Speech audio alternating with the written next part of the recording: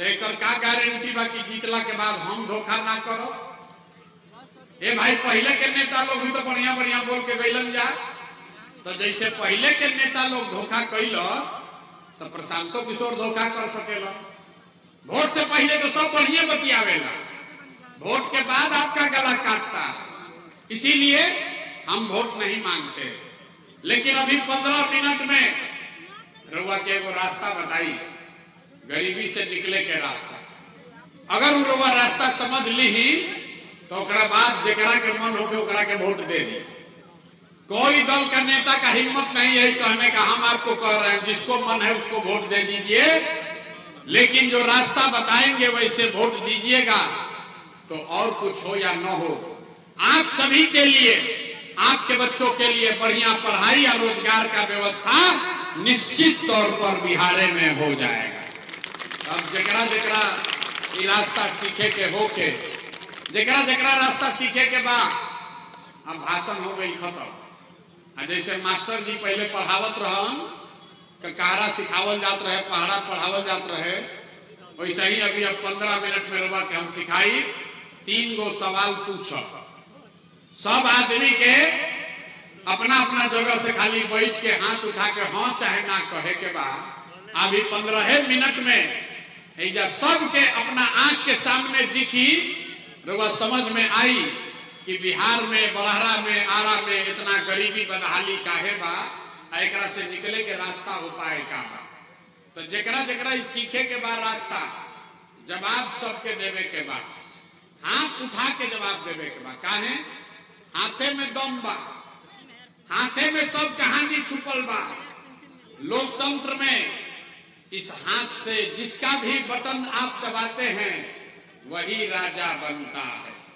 तो ऐसे हाथ उठा के जवाब देवे के बाद तो सब आदमी सोचकर बताइए, आपके गांव पंचायत में और कुछ हो या न हो, आप सभी के लिए, आपके बच्चों के लिए बढ़िया पढ़ाई या रोजगार का व्यवस्था होना चाहिए कि नहीं होना चाहिए?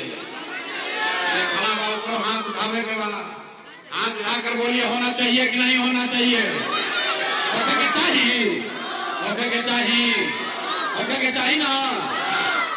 देखिए जाके जनता कितना समझदार है। सब आदमी चाहे रुआ पढ़ लिखल लानी की अनपढ़, कोई अगड़ा बा, कोई पिछड़ा, हिंदू होके कि मुसलमान, महिला होके या पुरुष, अमीर हो या गरीब, युवा हो या बुजुर्ग, सब आदमी कहल कि ना भैया पढ़ाई या रोजगार तो हो कहीं के चाहिए। इतना समझदारी तो सबके बाद। अब देखिए रुआ के दिखावता नहीं, और दुर्दशा के कारण आपस में बात नहीं करना है, 15 मिनट आपस में बतियावे के नहीं के। सब आदमी अभी देखिए अपने दुर्दशा का कारण, अपने अपने जरा बच्चों का चेहरा याद कीजिए। सबको अपना अपना बच्चा के चेहरा याद कर लेवे के बाद और अपन लड़कन के नाम पर एक बार ईमानदारी से बताइए, आप में से किसने जीवन में एक बार भी अपने बच्चों के पढ़ाई रोजगार के लिए वोट दिया है? देखिए कैसे चुप, मातम बनाए चुप। अभी कितना जोर से बोलनी है, ए भैया पढ़ाई या रोजगार होके के चाहिए ना, लेकिन आज तक पढ़ाई रोजगार खातिर वोट ना दिया। रवैया बैठ के गरियावत नहीं मुखिया के, कोई गाली देता मोदी के, कोई नीतीश के, कोई लालू के। अरे भाई आपने तो अपने बच्चों के पढ़ाई रोजगार के लिए आज तक वोटे नहीं दिया। अब कोई खड़ा होके कहता ये भैया हमनी से तो कोई पढ़ाई रोजगार खातिर वोट मांगे है ना कोई। एक का गारंटी बा कि पढ़ाई रोजगार खातिर वोट दिया जाए तब मिली? हम रउआ के बतावत नहीं, एक गारंटी बा। वोट जकरा के मन होके ओकरा के दे दी, लेकिन अपने बच्चों के लिए अगर आपको पढ़ाई रोजगार चाहिए तो मिलेगा ही मिलेगा, ना मिले तो हमार गर्दन पकड़े के बाद। कैसे मिली? अभी जादू देखी, अभी हाथ मत उठाई, जादू देखी अपना आंख के सामने, हमारा काला भरोसा मत करी, अपने आंख के सामने जादू देखिए कि कैसे आपके बच्चों को पढ़ाई रोजगार मिलेगा।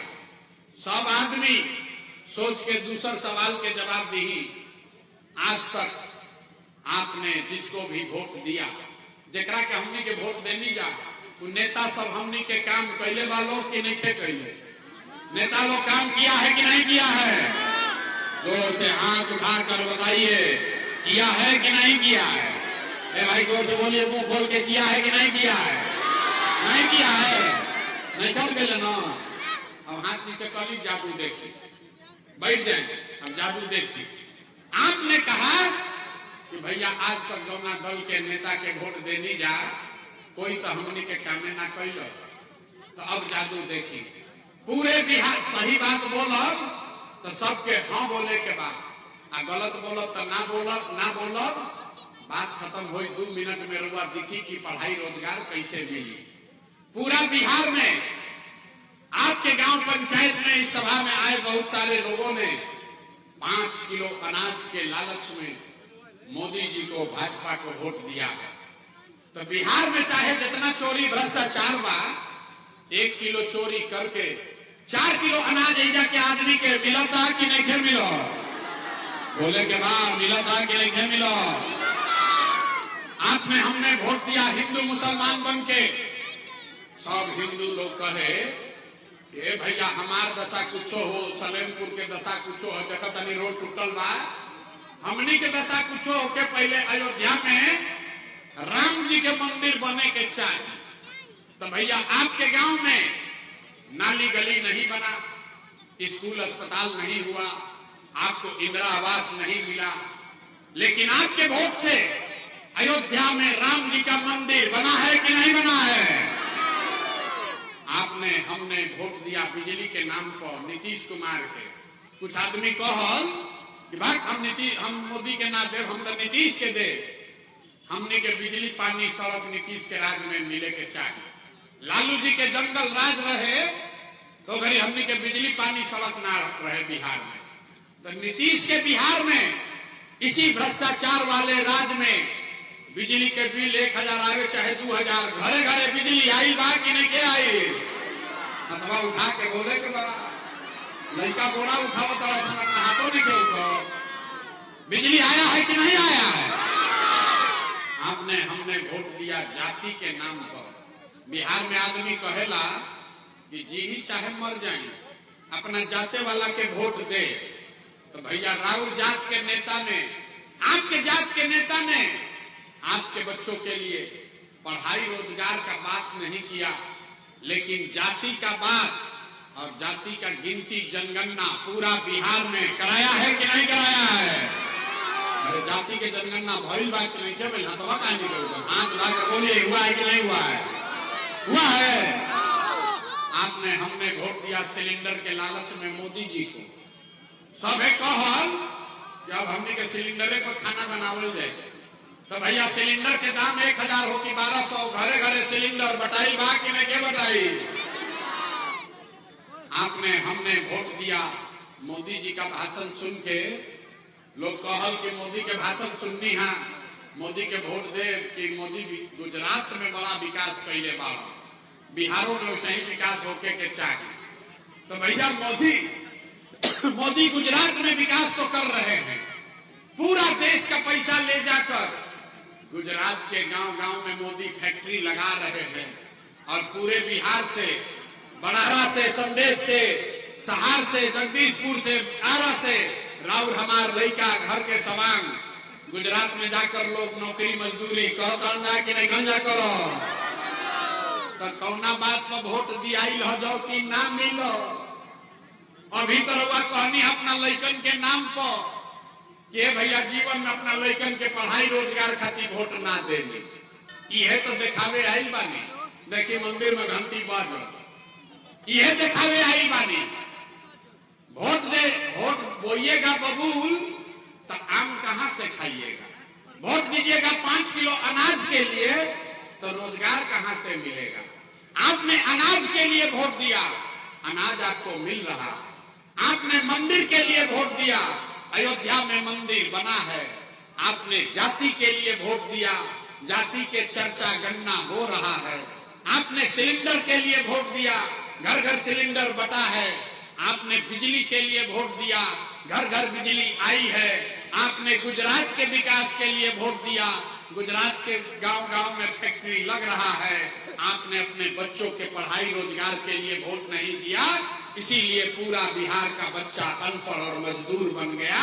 यही बात बताने आए। यह बात बतावता नहीं, वोट वोट नहीं की मांगो। गाँव गाँव जाके हाथ जोड़ के लोग के समझावता नहीं कि अरे भाई, अगर रउआ अपना लड़का के चिंता ना करो तो दुनिया में कोई राउर लड़का के चिंता काहे करी। आप बताइए, अगर आप अपने बच्चे का चिंता नहीं करेंगे तो लालू, नीतीश, मोदी, प्रशांत किशोर राउर लड़का के चिंता काहे करी हो। अब आपको दिखाते हैं आपके बर्बादी का असली कारण। अब फिर एक गरीबी से निकले के एगो मंत्र सीख के घरे जाई, अगर मंत्र सीख के जाई तो दिवाली और छठ के बाद गरीबी खत्म होके शुरू हो जाएगी। अभी तीसरा सवाल का जवाब देना है, अंतिम सवाल। सब आदमी सोच के बताइए, और कुछ हो या ना हो, आपको अपने बच्चों की चिंता है कि नहीं है। हाथवा उठावे के बाद अपना लेकिन कभी हाथ नहीं के उठो। अपने बच्चों की चिंता है कि नहीं है? है। सबका सब झूठ बोल रहे। हम आपके गांव में घुस के कह रहे, कोई नेता ना, कोई नेता के दम नहीं थे कि आके कह सकेला। आपके गरुआ गांव में आके हम कहता नहीं कि सबका सब आदमी झूठ बोल रहा। आपने कहा कि हमको हमारे बच्चों की चिंता है। मेरे भाई, 2-2.5 बरिस हम पैदल चलनी, पूरा बिहार में 5000 गांव में गई नहीं पैदल चल के। रउआ गांव में आई बानी गाड़ी से, लेकिन 2.5 बरिस पैदल चलनी, गांव गांव गए। आपके गांव अभी आए हैं, रास्ता में अगर 100 गो बच्चा मिला है, रास्ता में रउआ गांव समाज के अगर 100 बच्चा मिला, आधा से ज्यादा आपके बच्चों के शरीर पर शुद्ध कपड़ा नहीं है। जितना छोटा बच्चा बालन देख ली, नजर घुमा के देख लीजिए, अपने गांव मोहल्ला में देख लीजिए जाकर, ज्यादातर छोटे बच्चों के पैर में हवाई चप्पल भी नहीं है। हम रास्ता में पूछीला कि अरे भाई, अपना लड़का के का दशा कैले बारो, कपड़ा काहे नहीं का पहनावो, चप्पल काहे नहीं खरीदे हो। लोग कहता है कि भैया इतना गरीब बानी, इतना महंगाई बा, कहां से कपड़ा पहनाई, कहां से बच्चा के चप्पल खरीदी। तो मेरे भाई, जिन नेताओं ने आपके बच्चों का ये हाल किया, आपको लूट के बर्बाद कर दिया, आपके पेट पर लात मारा, आपके बच्चों को गरीब अनपढ़ मजदूर बना दिया, वही नेता अभी 4 महीना के बाद वह नेता 9वां पास ना कैलन, लेकिन लालू जी के चिंता बा कि हमार लड़का बिहार के राजा बनो। हम ये बात कहता नहीं तो कुछ आदमी के बुझाता कि हम लालू जी के शिकायत करता नहीं ना। भाई, हम तो लालू जी के तारीफ कर रहे हैं। लालू जी इतने अच्छे बाप हैं, लड़का 9वां नहीं पास है, लेकिन चाहते हैं कि वो बिहार का राजा बने। आप अपना दशा देखिए, आपका बच्चा मैट्रिक पास कर लिया, आईए बीए कर लिया, ओकरा चपरासियों के नौकरी ना मिलल, लेकिन रउआ ओकर कोई चिंता में नहीं की। रउआ तो जात के झंडा उठा के घूमता नहीं, घर में दलान में बैठ के आदमी बतियावता जबकि हाली लालू जीती हन कि नीतीश जीती हन, मोदी जीती हन कि धनसुराज जीती। अरे भाई, कभी अपने बच्चों की भी तो बात कर लीजिए। अरे अपना बच्चा के भी तो बात कर ली भैया। एजा इतना आदमी बैठल बा, एमे सब मोदी लोग के, मोदी जी के बहुत लोग भक्त बा। पूछता नहीं केकरा के वोट देले रही, तो कहता है मोदी जी को। भैया, मोदी के वोट देले रही, कुछ नहीं है काहे। सुनी कहानी, कथा सुन के जाए, बिहार के कथा। पूछता नहीं कि मोदी के वोट काहे देले रहो, तो कहता है कि मोदी जी के सीना है 56 इंच का। मोदी जी से सब मियाँ जी लोग डरा गए बनल, जब पाकिस्तान के मोदी जी 4 टुकड़ा में कर दिए। देखी बिहार के दुर्दशा। यहाँ बरहरा के गांव में बैठ के सलेमपुर में आपको ये समझ है कि मोदी का सीना 50 इंच है कि 56 इंच, लेकिन अपना लड़कन के खाए बगैर सीना सिकुड़ा के 15 इंच भइल बा। कि रउआ नइखे लौकत तो राउर बच्चा ना भोगी तो के भोगी रे भाई, के भोगी रउआ बताई। हम मीठा बात ना बोली, हम मीठा बात ना बोली रे भाई। बिहार के आदमी के सुधर ही के नहीं के आदमी कहता कि भैया रुआ आई बानी न, बड़ा पढ़ा लिखल बारन प्रशांत किशोर 3 बरी से मेहनत करता रहुआ आगे आगे चली, हमने के सब आदमी रहुआ के मदद कर जाए, रहुआ बिहार के सुधारी। हम हाथ जोड़ता नहीं। अरे भाई एगो प्रशांत किशोर के छोड़ी, अगर 10 गो प्रशांत किशोर आ जाई हम तब वो बिहार सुधरे वाला नहीं थे। जब तक आप नहीं सुधरिएगा तब तक कोई बिहार को नहीं सुधार सकता। 5 बरिस जे नरक के जिंदगी रोवा जियता नहीं, रोज कहता नहीं, ए भैया नाली गली नहीं थे, ए भैया लड़कन के पढ़ाई नहीं थे, ए भैया रोजगार नहीं थे, बाल बच्चा गइल बा बाहरी कमाए, खाए के नहीं थे, बड़ा भ्रष्टाचार बा। 5 बरस आप नरक का जिंदगी जी रहे हैं, रोते हैं। और जिस दिन आपको वोट देना है, राजा बनाना है, वो दिन आदमी आवता तो कहता सब बात भुला गई। कहता कौन अपना जात के खड़ा बा, ये अपना जात के क्या खड़ा बा, चलो ओकरे के दियाई। वो अच्छा होके, खराब होके, चोर होके, बदमाश होके, अपना जात के होई तो ओकरे के वोट दियाई। तरुआ हमारा के बताई कैसे सुधार होई? ये सुधार हो नहीं सकता है। आदमी कहता हमरा के गांव में कि भैया बिहार में तो बड़ा भ्रष्टाचार बा, मुखिया जी लूटता, विधायक लूट लिया। आप बताइए, अभी 3 बरिस पहले मुखिया के चुनाव भई, जब चुनाव हुआ मुखिया का तो 500-500 रुपया लेकर वोट बेचे आप, जात के नाम पर मुर्गा भात खा के वोट दिए आप, 2-2 गो पाउच पर वोट का सौदा किए आप, तो भैया आपका मुखिया विधायक चोर नहीं होगा तो हरिश्चंद्र होगा। अरे बिहार के आदमी के तो चोरियों नहीं के करे आओ, इहो नहीं के बुझात की जो मुखिया विधायक के जात के नाम पर मुफ्त में वोट देता नहीं, 500 रुपया लेके वोट देता नहीं मुर्गा भात खा के, वही जब जीत कर आता है तो आपका और आपके बच्चों के हलक में उंगली डाल के 5,000-10,000 घूस लेता है और आप बाप बाप चिल्लाते हैं कि बिहार में बड़ा भ्रष्टाचार बा। अरे भैया जैया 500 रुपया लेके वोट देते रहो, वो दिन ना बुझात रहे भ्रष्टाचार का होला।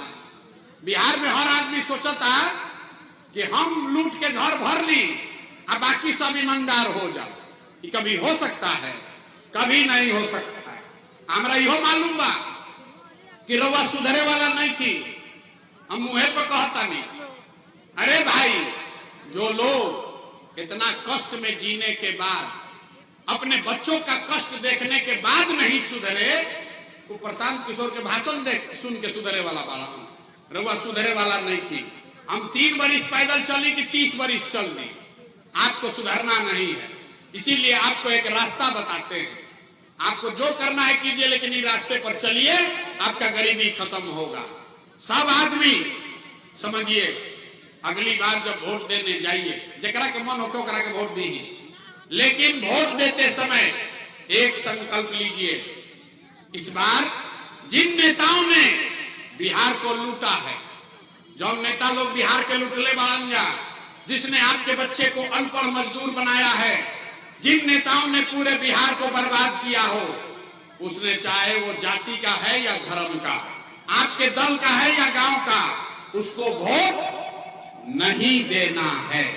तो सब आदमी के हाथ उठा के संकल्प लेने के बाद, आदमी ना सुधरिए ना, तो धीरे धीरे उठाओ, हाथ उठाइए, हाथ पूरा उठाइए, जो खड़े हैं उनको भी उठाना है, और उठाकर बोलिए जिन नेताओं ने बिहार को लूटा है उसको वोट देना है कि नहीं देना है? जोर से बोलिए, देना है कि नहीं देना है? और जात के हो अंत दे कि ना दे? जोर से बोलिए, आपके जाति का होगा तो दीजिएगा कि नहीं दीजिएगा? हिंदू मुसलमान करेगा तो दोगे कि नहीं दोगे? 2000 रुपया ला के दी हम तो दे कि ना दे? 2000 रुपया देगा तो दीजिएगा कि नहीं दीजिएगा? नहीं दीजिएगा? बैठिए, हम बताते हैं। 2000 रुपया देगा, 2000 रुपया नेता लोग ला के दी हम तो पैसा लेने के बाद, काहे लेने के बाद सुन लो, ए भाई पूरा रास्ता समझिए, तबे गरीबी से निकलिएगा। 1000-2000 रुपया देगा तो आपका पैसा लेना है। क्यों लेना है आप बताइए? 5 बरस राशन कार्ड बनाने में आपसे घूस लिया है कि नहीं लिया है? बोलिए राशन कार्ड बनावे में घूस ले बा कि नहीं हम ले ले? ए भाई जोर से बोलो, राशन कार्ड में घूस लागल बा कि नहीं के लागल? जाति प्रमाण पत्र बनावे में पैसा लागल बा कि नहीं के लागल? थाना वाला पैसा पुलिस वाला ले रहा है घूस की नहीं ले रहा है? बिजली का बिल गलत आ रहा है कि नहीं आ रहा है? सीओ बीडीओ लूट रहा है कि नहीं लूट रहा है? अब एक गाँव 100 रुपया के शराब 300 रुपया में बेचाता कि नहीं के बेचा? ए भाई शराब बेचाता कि नहीं के बेचा? तो 5 बरिस आप ही का पैसा लूटा है और लूट के अभी 1000 रुपया ला के भोटवा के समय देगा तो आप ही का पैसा है, पैसा लेना है। लेकिन लेवे के बाद एक संकल्प, एक मंत्र अब याद कीजिए, गरीबी से निकलने का मंत्र। एक संकल्प लेना है। इस बार जब वोट देने जाइए तो एक बार जीवन में एक बार ये संकल्प लीजिए, एक बार जीवन में वोट किसी नेता के लिए नहीं, दल के लिए नहीं, जात के लिए नहीं, धर्म के लिए नहीं, नाली गली के लिए नहीं, 5 किलो अनाज के लिए नहीं, मंदिर मस्जिद के लिए नहीं, लालू नीतीश मोदी प्रशांत किशोर के लिए नहीं, जीवन में एक बार वोट अपने अपने बच्चों के लिए देना है, अपने बच्चों के पढ़ाई या रोजगार के लिए देना है। ताली नहीं के बजावे के, ताली नहीं के बजावे के, हाथ उठा के मुट्ठी बांध कर संकल्प लेना है। हाथ उठाइए, एक एक आदमी को हाथ उठाना है और संकल्प लीजिए, अगली बार वोट अपने बच्चों के लिए देना है कि नहीं देना है? अपना बच्चा खाती कि लालू जी के लड़का खाती? अरे अपना बच्चा खाती कि नेताजी के बच्चा खाती? जोर से बोलिए, अपने बच्चों के लिए वोट देना है कि नहीं देना है? देना है। उठाओ, हाथ उठा दिए, हाथ नीचे कीजिए। आधा आदमी के ना बुझाई ये भैया अपना बच्चा के वोट देवे से क्या हुई, अभी समझ लीजिए क्या होगा। रउआ अपना बच्चा खातिर वोट दे तो क्या हुई, अभी देखिए जादू। आपने मोदी का चेहरा देखकर वोट दिया, रउआ सब मोदी जी के चेहरा देख के वोट देनी जा, तो चाय बेचे वाला मोदी देश के राजा हो गए। रउआ लालू के चेहरा देख के वोट देनी तो भैंस चरावे वाला लालू यादव 30 वर्ष से बिहार के राजा बाड़न। आपने नीतीश का चेहरा देखकर वोट दिया तो वैद का लड़का नीतीश कुमार 20 वर्ष से बिहार के राजा हैं। एक बार हमारी बात मानिए, एक बार अपने बच्चों का चेहरा देखकर वोट दीजिए। रउआ वोट में इतना ताकत बा, आपका लड़का भी बेरोजगार और अनपढ़ नहीं रहेगा, लेकिन वोट अपना बच्चा खातिर देवे के बाद कि नहीं देवे के? आप सोच के बताइए, हाथ उठाकर संकल्प लीजिए, अपने बच्चों के लिए वोट देना है कि नहीं देना है? देना है। झूठ नहीं ना बोल रहे हैं, झूठ नहीं ना बोला। तो अगर झूठ नहीं बोला तो लिख के हमरा से ले ली। अब की हाली जब दिवाली 5 मिनट और बैठी, 5 मिनट बैठिए, घूमिए मत। इस बार जब दिवाली और छठ आप मनाइएगा, अब की हाली जब दिवाली और छठ रुआ मनाई तो आपके जीवन का, बिहार के बदहाली का ये अंतिम दिवाली और छठ होने जा रहा है। अब बजा लीजिए ताली, तब बताएंगे कैसे। ना ताली ना बजल ताली जोर से। आज 4 महीना में गरीबी खत्म होने का रास्ता शुरू होने वाला है। इसका तारीख कैसे खत्म होगा अभी सुन लीजिए। जब आप अपने बच्चों के लिए वोट दीजिएगा, बिहार में इस बार जनता का राज बनेगा।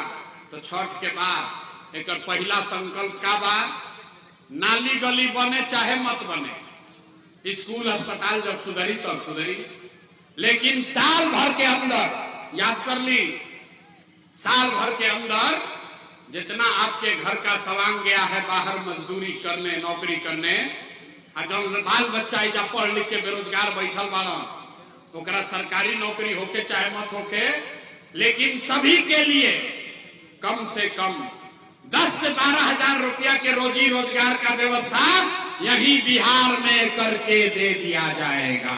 होके के चाहिए कि ना होके के चाहिए? सबके बोले के बाद होके के चाहिए कि ना होके के चाहिए? समझ में आ गई? तो अगर समझ में आ गई तेजा से जाई तो सब आदमी के अपना अपना सामान के लड़का के पति के भाई भतीजा चचा के फोन करे के बाद आप फोन करके कहे के बाद ये बचवा अब की हाली दिवाली या छठ में जब घरे आईब याद कर लो भाई, इस अब की हाली दिवाली या छठ में जब घरे आईब तो 10-12 हजार रुपया के रोजी रोजगार खातिर अब घर परिवार बिहार छोड़कर बाहर ना जाए के पड़ी। ठीक बा कि नहीं थे? ठीक बा। तो ये पहला बात भाई। दूसरा संकल्प, जिसका जिसका घर में जिसका उम्र 60 वर्ष है, जिसके घर में 60 वर्ष से ज्यादा उम्र का महिला पुरुष है, ये नीतीश कुमार 12 वर्ष से उसको 400 रुपया दे रहा है पेंशन के नाम पर भीख। तो तय हुआ कि छठ के बाद दिसंबर 2025 से, दिसंबर महीना से कार्तिक महीना से 60 वर्ष से ज्यादा उम्र के हर महिला पुरुष को 400 रुपया नहीं, 1100 रुपया नहीं, 2000 रुपया उसको महीना का पेंशन जरूर कर दिया जाएगा। होके के चाहिए कि ना होके के चाहिए? होके चाहिए तो हटवा उठा के बोले ना पड़ी, होके चाहिए तो लड़कन के रोजी रोजगार हो जाए, बूढ़ के 2000 रुपया हो जाए, उससे जीवन ना सुधरेगा। जीवन तब सुधरेगा जब आपके बच्चे पढ़ लिख कर अफसर बनेंगे। हमनी के भाषण कैसे देता नहीं जा, ये बिहार के सरकारी विद्यालय से पढ़ के आगे बढ़ल बा। तो एक और आज गरीब के लड़का के पढ़े के उपाय नहीं थे, तो इसलिए इसका तीसरा संकल्प है, जिसका जिसका बच्चा 15 वर्ष से कम उम्र के है, आज गरीब का बच्चा जाता है पढ़ने तो पढ़त नहीं थे, खिचड़ी खैलस घरे चल आए। जैसे तय भाई कि जब ये जनता का राज बनेगा तो जिसका बच्चा भी 15 साल से कम उम्र का है, जब तक आपका सरकारी विद्यालय नहीं सुधरेगा, रुआ अपन लड़का के प्राइवेट अंग्रेजी स्कूल में भेजी, स्कूल के फीस और खर्चा सरकार के ओर से दिया जाएगा, ताकि गरीब से गरीब का बच्चा भी अंग्रेजी स्कूल में पढ़ सके। अब आप बताइए रुआ लड़कन के अंग्रेजी स्कूल में पढ़ावे के बाद नहीं पढ़ावे के बाद तो सब सुन लेनी। तो अब तनी होशियारी से बताई कि 5 किलो अनाज चाहिए कि लड़कन खातिर रोजगार चाहिए? अथवा उठा के बोले तो ऐसे ना छोड़ो, 5 किलो अनाज चाहिए कि रोजगार चाहिए? नेता सब इतना चूस ले बड़ा सन की मुंह में से आवाजों नहीं निकलो। जोर से बोलिए, 5 किलो अनाज चाहिए कि रोजगार चाहिए? अपना जात का नेता चाहिए कि पढ़ाई चाहिए? जात चाहिए कि पढ़ाई चाहिए? पढ़ाई चाहिए कि जात चाहिए? लालू नीतीश मोदी के राज चाहिए कि जनता के राज चाहिए? ना जरा लालू चाहिए लालू बोलो, जितना मोदी जरा मोदी चाहिए मोदी बोलो। रे भाई झूठ बोलिएगा फिर पकड़ा जाइएगा। सोच कर बोलिए, लालू नीतीश मोदी का राज की जनता का राज। आदमी ना सुधरिए, बहुत आदमी नहीं बोला, हम काहे बोले, हम तो बाद में करम निर्णय ना सुधरिए, अपने डूबियन हमनियों के डूबिए। सोच के बोलो भैया। अंतिम बार पूछा था नहीं, लालू नीतीश मोदी का राज की जनता का राज? तो जनता का राज चाहिए तो इसका मंत्र क्या है? अगली बार वोट किसी नेता और दल के लिए नहीं, जात के लिए नहीं, धर्म के लिए नहीं, अगली बार वोट अपने अपने बच्चों के लिए देना है। देवे के बाद झूठ नहीं ना संकल्प ले ले तो अपना लड़कन खातिर वोट दिया ही तो नीतीश कुमार के रखल जाए कि हटावल जाए? भाई जोर से बोलिए, नीतीश को रखना है कि हटाना है? सबको बोलना है, नीतीश को रखना है कि हटाना है? जोर से बोलिए, नीतीश को रखना है कि हटाना है? अरे आवाज नहीं आया, नीतीश के रखे के बाद हटावे के बाद? आवाज नहीं आया, नीतीश को रखना है कि हटाना है? रखना है कि हटाना है? हटावे के बाद तो मोदी आके कही कि नीतीश के वोट दे दिया है तो दिया जाए, मोदी के वोट दिया ही काहे ना दिया? झूठ बोल रहे। फिर रुकिए, अभी कितना आदमी दे रहे मोदी के वोट? रुकिए, अभी कलई खुली, अभी देख के जाइए। मोदी को जितना लोग वोट दिए हैं, जितना मोदी भक्त हैं, अभी 2 मिनट में अपना तीसरा नेत्र खुलेगा आपका।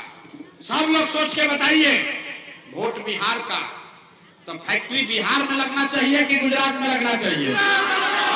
सबके बोले के बाद वोट बिहार का तो फैक्ट्री बिहार में लगना चाहिए कि गुजरात में? फैक्ट्री बिहार में कि गुजरात में? जोर से बोलो भैया, मोदी को वोट देने वाले लोग मोदी भैया सोच कर बोलिए, वोट बिहार का तो फैक्ट्री बिहार में लगना चाहिए कि गुजरात में लगना चाहिए? बिहार में कि गुजरात में? अब जितना आदमी मोदी के वोट देने वाले तनी सोच के बताएं कि 15 वर्ष में मोदी फैक्ट्री कहाँ लगेलन, गुजरात में कि बिहार में? मोदी को मोदी मोदी कह के वोट देने वाले लोग सबको बोलना है, 15 वर्ष में मोदी ने फैक्ट्री कहाँ लगाया, गुजरात में कि बिहार में? बोलिए, अरे मोदी मोदी चिल्लाते हो, इस मुंह छुपाए हो, डर कर काहे बैठे हो? बोलो, मोदी ने फैक्ट्री कहाँ लगाया, गुजरात में कि बिहार में? गुजरात में कि बिहार में? तो भैया वोट लेता रहा बिहार में, फैक्ट्री लगी हम गुजरात में, चलना चाहिए, चलना चाहिए। आंख खुलो तो सब आदमी हाथ उठा के बताइए, मोदी को हमें वोट दीजिएगा? हाथ ना उठाइएगा, हाथ उठाकर बोलिए, दम है तो कहिए न दे, बोलिए दीजिएगा मोदी का हमें वोट। मोदी का हमें वोट दोगे, मोदी के कहने पर वोट दीजिएगा तो आपके बच्चे, बिहार के बच्चे गुजरात में मजदूर बनेंगे और उसका जिम्मेवार आप ही लोग होइएगा। तो मोदी के कहलो पर ना दे तो नीतीश तो गई लो रहियन की जाइए, जोर से बताइए, रहेंगे कि जाएंगे? रहियन की जाइए, रहियन की जाइए, जइहन हाथ उठा के बताइए तेरी tata bye bye Nitish Kumar रहियन की जाइए, जोर से बोलिए नीतीश रहियन की जाइए, नीतीश रहियन की जाइए, गइलन नीतीश कुमार गइलन। केकरा केकरा लालू जी के जंगल राज वाला ललटेन चाहिए, कोई के चाहिए, लालू का ललटेन चाहिए, लालू का ललटेन चाहिए, अपहरण रंगदारी चाहिए। भाई जिसको चाहिए बोलो, अपहरण रंगदारी चाहिए। अभी 6 बजे था इधर सभा होता, लालू के राज रहे, 4 बजे आदमी सरे छोड़ के भागत रहो, बाबू रे बाबू कब के तरह अपहरण मर्डर हो जाए, तो लालू के राज चाहिए? नहीं चाहिए, नहीं चाहिए ना। तो लालू नीतीश मोदी तीनों गइलन तो के बचा, के बचा? जोर से बोलिए, कौन बचा? लालू नीतीश मोदी तीनों गइलन तो के बचा, के बचा? अरे लालू नीतीश मोदी तीनों गइलन तो बच गई जनता। अब लालू नीतीश मोदी का रवा क्या कहनी है, आपके जनता के राज चाहिए, चाहिए ना? तो जोर से बोलिए, लालू नीतीश मोदी चले गए तो कौन बचा, कौन बचा? जोर से बोलिए, कौन बचा, कौन बचा? अब बिहार में लालू नीतीश मोदी का राज नहीं, जनता का राज होना चाहिए, जन सुराज होना चाहिए। होके के चाहिए कि ना होके के चाहिए, होके के चाहिए। चलिए जोर से बोली तो जय बिहार। अपने दम बा जुटम बड़ा के आदमी खाता हैं, अपने दम बा दूध दही सब बेचाता बहरी। बोलिए जय बिहार। 2 बार हिलैला के बाद आदमी इधर जागत है, बोलने के बाद जय बिहार, लेकिन 2 बार हिलावत नहीं तब बोलता जय बिहार। अब आदमी इतना सुनने के बाद कहता ये भाई इतना बढ़िया बढ़िया बतियावत अपना खातिर क्या चाहता। कुछ आदमी के बुझाता कि हम जब मुख्यमंत्री बने आई बानी तो आप हमको नहीं जानते हैं, हम इतना छोटा सपना लेकर पैदा नहीं हुए। हमरे दादा बैलगाड़ी चलाते थे, मजदूर थे, बाबूजी डॉक्टर रहे, इतना छोटा सपना लेके पैदा नहीं की भाई। इतना पसीना मुख्यमंत्री बने खातिर नहीं की बहावत, ये पसीना इसलिए बहा रहे हैं कि ये सपना लेकर आए हैं कि अपने जीवन काल में एक ऐसा भी दिन देखें जब हरियाणा पंजाब से, महाराष्ट्र गुजरात से लोग बिहार में नौकरी मजदूरी करे यहाँ, तब मानल जाए कि बिहार में विकास हो गया। होके के चाहिए, होके के चाहिए। तो हम लोग से वोट मांगनी ना, पैसा चंदा लीनी ना, तो और कुछ ना। अगर बात ठीक बुझाई होके तो जाए से पहले हाथ उठा के आशीर्वाद दी, हाथ उठाकर आशीर्वाद दीजिए और बताइए ये प्रयास होना चाहिए कि नहीं होना चाहिए? होके के चाहिए। बिहार में बदलाव होना चाहिए कि नहीं होना चाहिए? होना चाहिए कि नहीं होना चाहिए? बिहार में लालू नीतीश मोदी का राज खत्म होना चाहिए कि नहीं होना चाहिए? होके के चाहिए कि ना? बिहार में जनता का राज कायम होना चाहिए कि नहीं होना चाहिए? होना चाहिए। तो बस एक बार बोलिए जय बिहार। जोर से बोलो, जो पीछे खड़ा है झारखंड में रहते हैं, बाहर से दिल्ली में बॉम्बे में कुटाई होता हमनी के। जोर से बोलो जय बिहार, जय बिहार। 4 महीना जब मंदिर के परिसर में आइल बानी, हमरो जाए के बाद दर्शन करे। 4 महीना में आपका जीवन बदलने वाला है। बिहार में नई व्यवस्था कायम होने वाली है। ठीक है ना? ओके ना प्रयास? सब लोग तैयार है ना? सब कोई तैयार